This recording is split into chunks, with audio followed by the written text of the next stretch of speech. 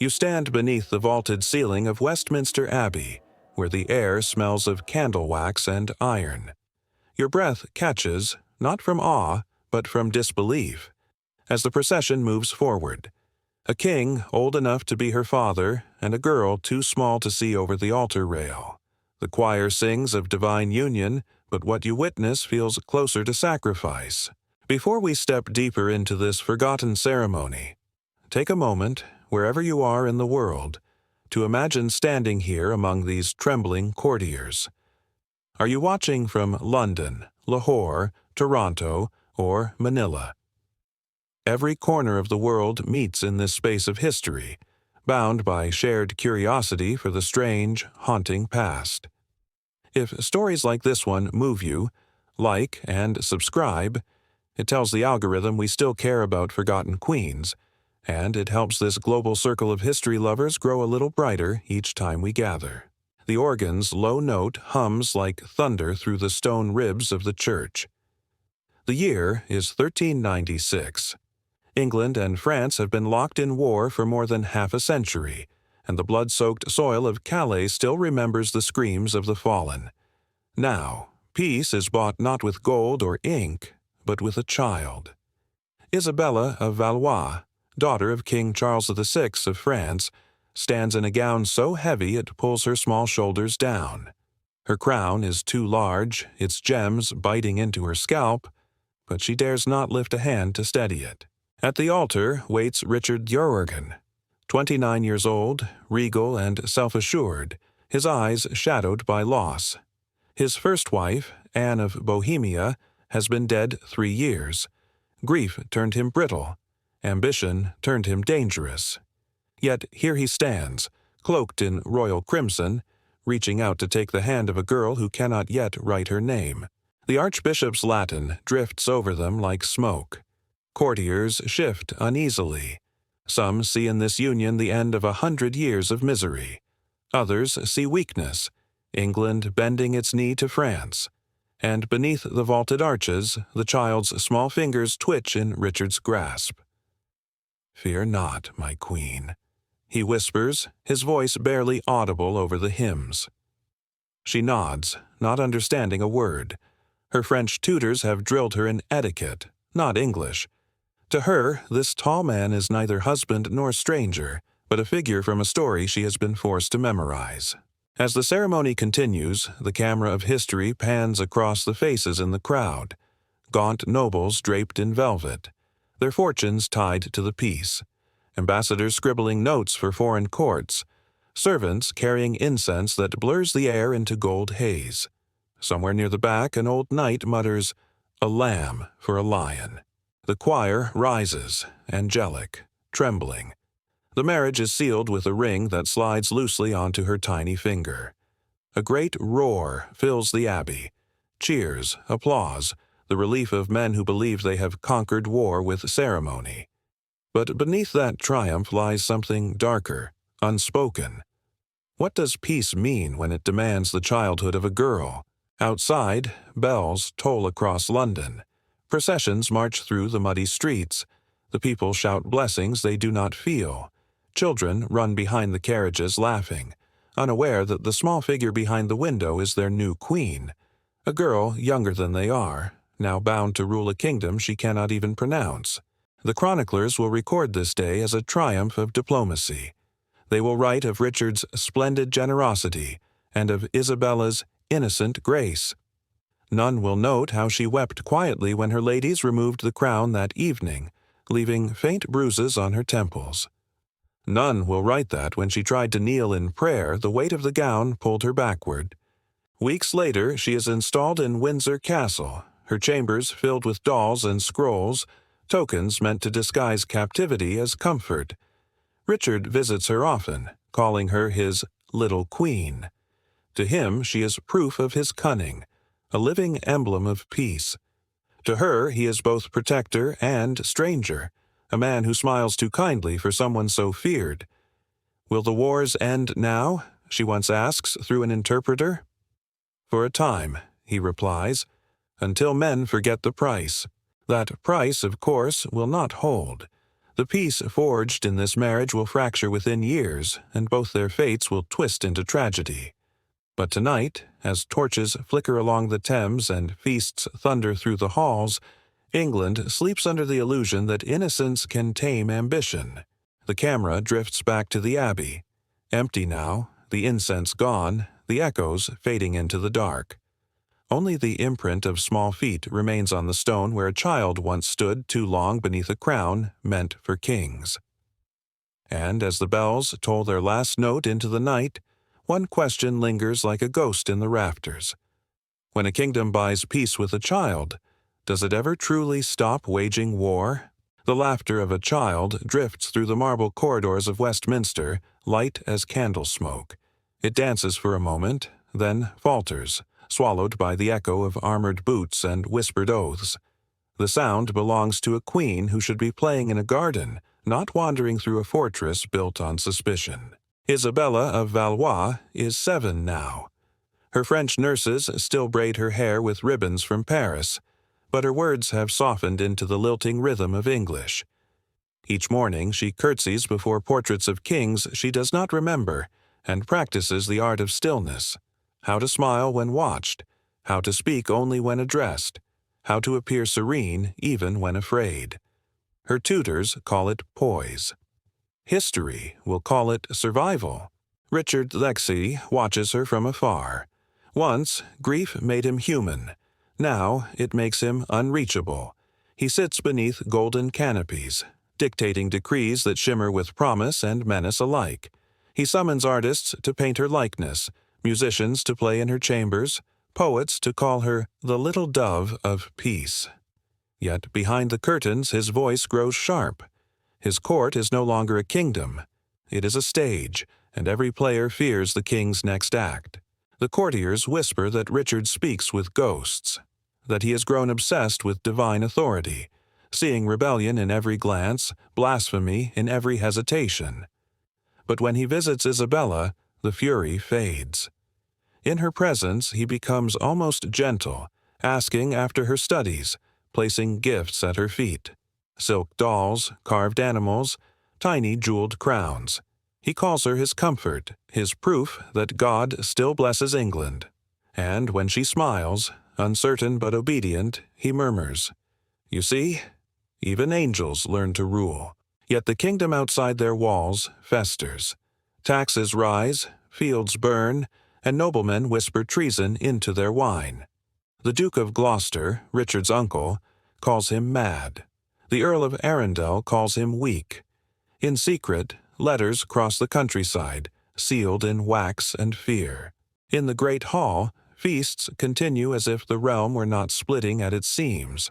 Torches throw trembling light over silver platters, dancers spin in jeweled circles, and through it all sits Isabella, too young to drink the wine, too small for the throne beside her. Her eyes flicker between laughter and confusion, searching for meaning in the ritual. She is learning that kingship is not majesty. It is performance. Sometimes she asks her governess, "Why do they all bow, then look away?" "Because they see France when they see you," the woman replies softly. "Is that bad?" "It depends on who is watching." Her innocence has become her armor and her curse. To France she remains a token of alliance, to England a reminder of humiliation. The nobles cannot touch the king, but they can sneer at his child queen, the little French puppet who sits too straight and smiles too often. Richard senses their mockery. His paranoia thickens. He arrests his critics under charges of treason, demands public oaths of loyalty, and fills the dungeons with those who hesitate. Each time the headsman's axe falls, he tells himself it is for peace. But peace, like the girl he married, grows paler each day. In one scene preserved by chroniclers, Richard visits Isabella's chambers after ordering another execution. He finds her reading from a small French psalter, her voice steady despite her trembling hands. "What do you pray for?" he asks. "That everyone would be kind," she answers. He laughs, a sound brittle as glass.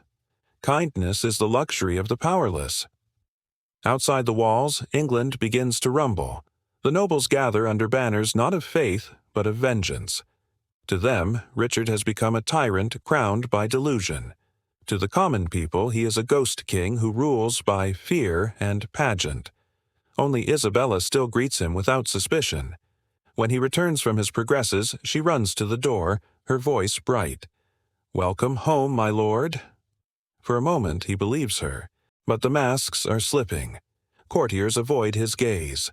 Messengers disappear.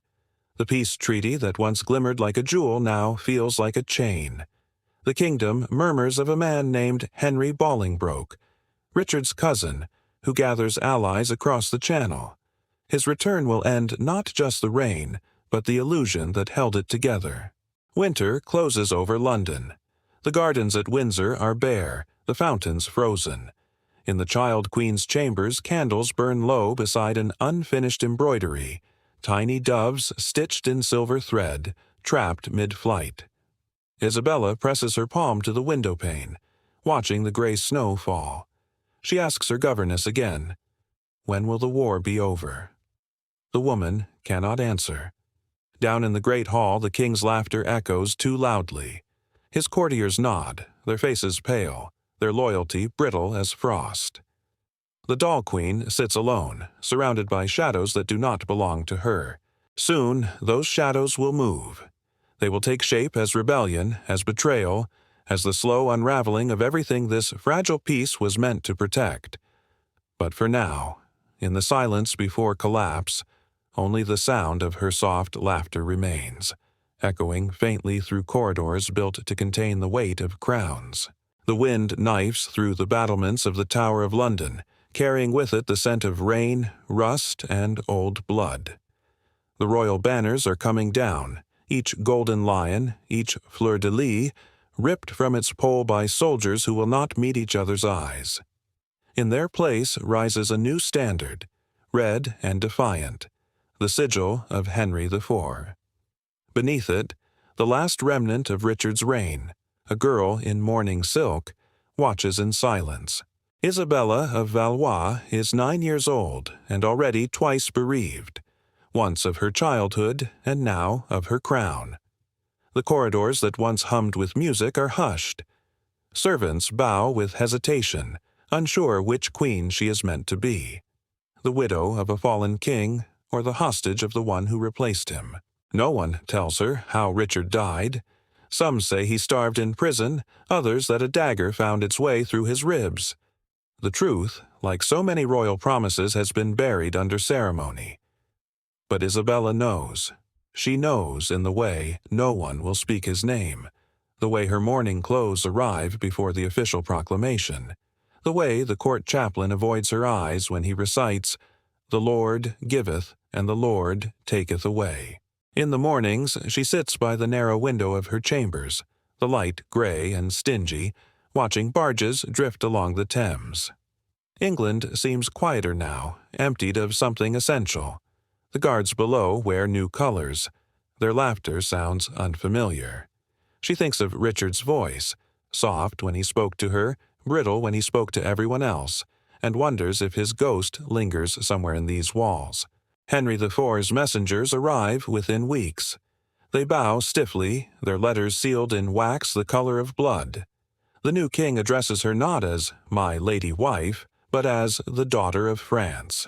He demands her acknowledgement, her obedience, her acceptance of the new order. She gives none. She is too young to understand politics, but old enough to understand betrayal. In one brief audience, Henry himself visits her. The usurper is not cruel. His cruelty lies in his patience. He finds her standing before a cold hearth, her small frame wrapped in black. "You have been well treated, I trust?" he asks. "I am a queen," she replies softly in her hesitant English. "I am treated as a child." Henry studies her for a moment, then says, "England needs no queen now, only peace." She lowers her gaze, and he mistakes her silence for submission. But in that moment, Isabella learns something every monarch must. Silence can wound more deeply than words. Word travels across the Channel. Her father, Charles VI of France, the Mad King, demands her return. To him, she is not a grieving widow, but a diplomatic asset misplaced. Ambassadors cross the sea, carrying promises, accusations, and lists of ransom demands. England stalls. They know her presence, even as a child, gives them leverage. She is a living token in the game of kings. Winter arrives hard and colorless. The Thames freezes near the banks, and frost creeps across the tapestries like lace. Isabella's nurses whisper of France, of the sunlight and orange trees she once played beneath. She remembers fragments: her mother's perfume, the weight of roses, the laughter of courtiers unafraid of war. All of it feels like someone else's memory.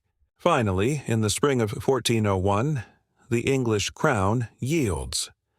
A royal escort is arranged to return her to France, though not as queen, not as wife, not even as envoy.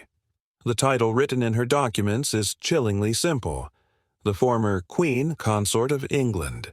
She rides to the docks surrounded by guards who once bowed to her throne. The people watch from the streets, murmuring blessings, pity, or indifference.